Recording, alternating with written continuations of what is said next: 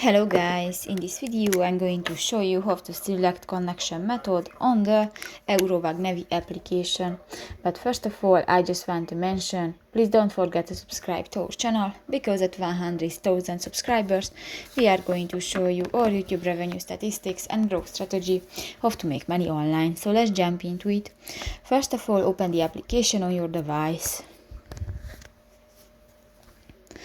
Click to the profile icon at the upper right corner of the screen and click to the settings button under the vehicle. Here you can find the language and voice option, and here you can find the third section, the connectivity.